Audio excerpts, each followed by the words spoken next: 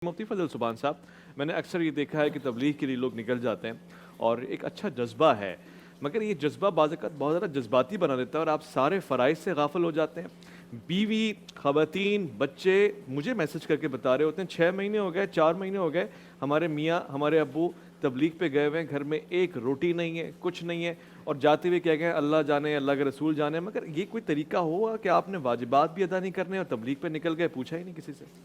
देखिए, बुनियादी तौर पर तबलीग तो अम्बिया का मनसब है। दावत और तबलीग की अहमियत से, हैसियत से इनकार करना ये तो एक मुसलमान का शेवा हो ही नहीं सकता। अलबत्ता कुछ क्राइटेरिया हैं जिसे हमने फुलफ़िल करना है। एक आलिम जो है उसका काम है मसाइल बताना, एक मुफ्ती का काम है फतवे देना, एक आम मुबल्लिग का काम है मुस्लिह का कि वो सिर्फ इस्लाह की बातें करे। सही। अगर एक आम आदमी आलिम बनकर मसाइल डिस्कस करे या मुफ्ती बनकर फतवे दे तो दीन का एक नेगेटिव परसेप्शन दुनिया के सामने जाएगा। ठीक। तबलीग एक ऐसा काम है कि ये हर मुसलमान की जिम्मेदारी है और ज़रूरी नहीं है कि इसके लिए आप अपने घर से निकल कर कहीं जाएंगे तो ये फरीज़ा सर अंजाम दे पाएंगे। आप अपने घर में, अपने ऑफिस में, अपनी गाड़ी में, अपनी मार्केट में, अपने मोहल्ले में किसी को भी खैर की बात करेंगे, ये तबलीग ही है। लेकिन अपनी ट्रेनिंग के लिए, अपनी इस्लाह के लिए इस माहौल से निकल कर आपको उस माहौल में जाना पड़ेगा। सही। एक आदमी डॉक्टर बनना चाहता है और वो चाहता है कि मैं घर ही बैठकर किताबें स्टडी करूं, मैं मेडिकल कॉलेज ना जाऊं, फिर मैं हाउस जॉब ना करूं, फिर मैं हॉस्पिटल में ना जाऊं, तो जाहिर है कि वो एक प्रॉपर क्वालिफाइड डॉक्टर नहीं बन सकता। एक इंजीनियर घर बैठे सिर्फ किताबें पढ़कर, सिर्फ लिसनिंग के ज़रिए से इंजीनियर नहीं बन सकता जब तक वो प्रैक्टिकली उस फील्ड में नहीं जाएगा। इसी तरह दावत और तबलीग में जो लोग निकलते हैं तो सिखाने से ज़्यादा नीयत सीखने की होती है और इस माहौल में रहकर आपको वो एनवायरनमेंट नहीं मिलती।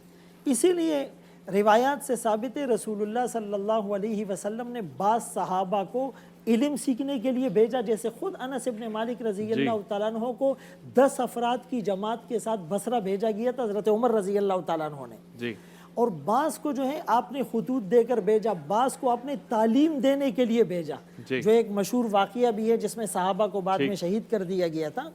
तो ऐसे लोगों को चाहिए कि वो अपने घर में इतना खर्चा छोड़कर जाएं और उसका ऑल्टरनेट कोई निज़ाम बनाए। देखिए, एक आदमी जब सऊदीया जाता है जॉब के लिए, अब वो 2 साल बाद रहता है, उस पर तो कोई एतराज़ नहीं करता कि जी बीवी बच्चों को छोड़कर वो वहाँ गया हुआ, चूँकि वहाँ पैसे कमा रहा है।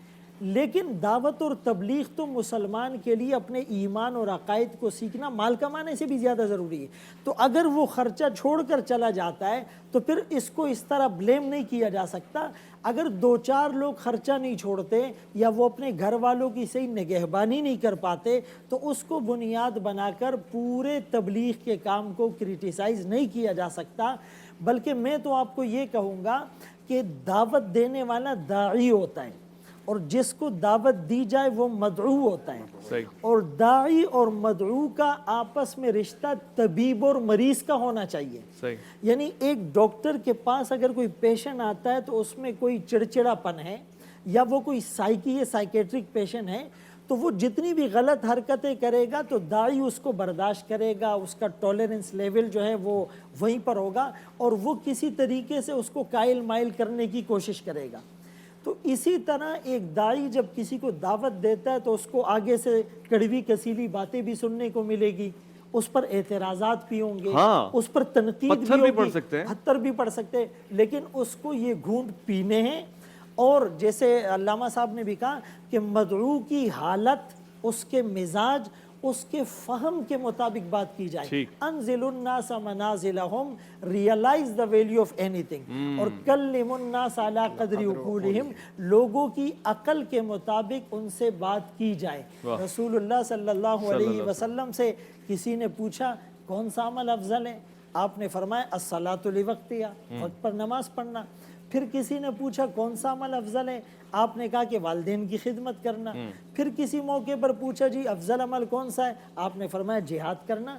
अब ایک موقع ہی کی سوال ہے، لیکن موقع کی مناسبت سے سائل کی حالت کو اور اس کی کنڈیشن کو دیکھ کر آپ اس کو الگ الگ عمل تجویز فرما رہے ہیں. ٹھیک. تو اگر ہم تھوڑا سا سیکھ کر ٹھیک. علماء کی صحبت میں رہ کر ٹھیک. دعوت اور تبلیغ کا فریضہ سر انجام دیں گے تو بہت اچھے سے کر پائیں گے. بہت اچھے سے کر پائیں گے.